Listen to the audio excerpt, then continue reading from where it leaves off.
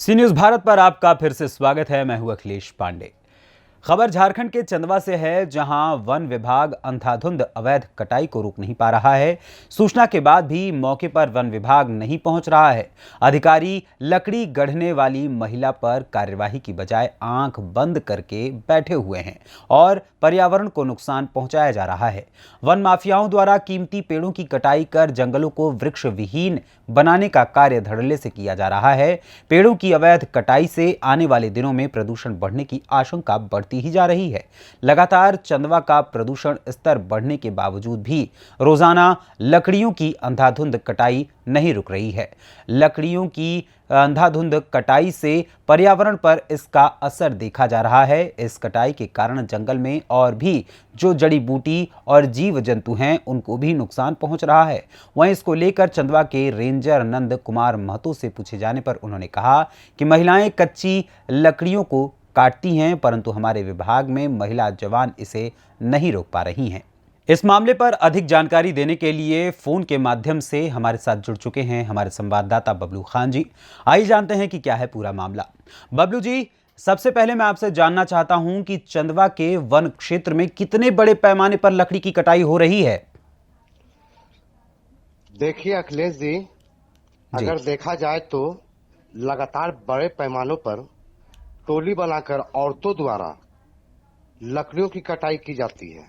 जलावन तो जलावन, बोटा और कांडी जैसे लकड़ियों की भी कटाई हो रही है जी। जो इन आने वाले लकड़ियों समय की में निश्चित ही चंदवा वासियों के लिए ये अंधाधुंध हरे पेड़ों की कटाई पर्यावरण पर असर पड़ेगा।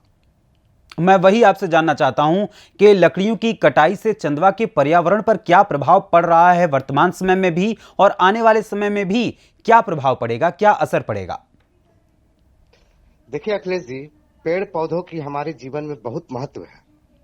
पर्यावरण के द्वारा ही पृथ्वी पर जीवन संभव है।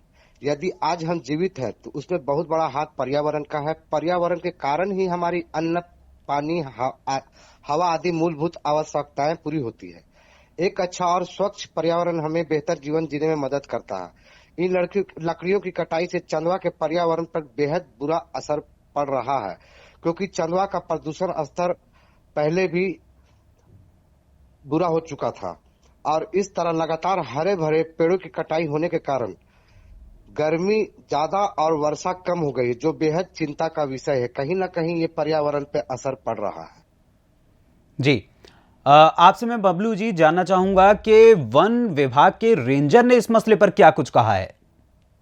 जी बिल्कुल अखिलेश जी, चंदवा के रेंजर से अनंत कुमार से महतो से जब हमने दूरभाष पर बात की तो उन्होंने कहा कि महिलाएं कच्चे लकड़ियों को काटती है, परंतु हमारे वन विभाग में महिला जवान नहीं रहने से हम उन महिलाओं को नहीं रोक पाते हैं।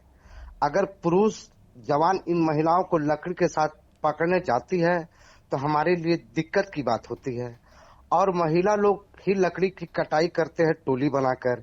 इसलिए इस तरह का कार्य गांव के लोगों को और समाज के लोगों को मिलकर बैठकर रोक लगाना चाहिए, क्योंकि वनस्पति सभी के लिए है, पर्यावरण सभी के लिए है। जी बिल्कुल। अगर मैं आपसे जानना चाहूं बबलू जी कि जंगलों के बचाव के लिए और पर्यावरण की सुरक्षा के लिए हमें क्या कदम उठाने होंगे, तो आपके अनुसार कौन कौन से ठोस कदम होंगे?